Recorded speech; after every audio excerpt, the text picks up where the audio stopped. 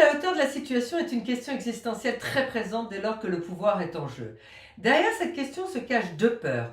La première vis-à-vis des autres, peur d'être humilié. La deuxième vis-à-vis de soi, la peur de être impuissant. Je peux choisir de tout verrouiller, anticiper, organiser, préparer et donc d'opter pour une pseudo-maîtrise totale de la situation et croire qu'ainsi j'éviterai le ressenti de la violence de l'échec. Ou au contraire, je peux éventuellement suivre les décisions d'autrui et me laisser porter par le flot.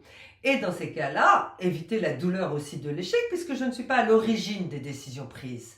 Dans les deux cas de figure, nous fuyons et nous œuvrons pour fuir l'humiliation.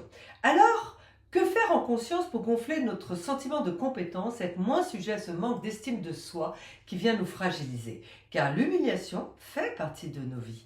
1. Osez sortir de votre feuille de route en demandant de la marge de manœuvre à votre chef pour laisser votre potentiel s'exprimer, voire vous surprendre. 2. Rappelez-vous en cas de perception d'un échec que vous avez forcément appris quelque chose dans la situation donnée. Quoi? Qu'est-ce que vous referiez différemment? Pour quelle raison? À quelle fin?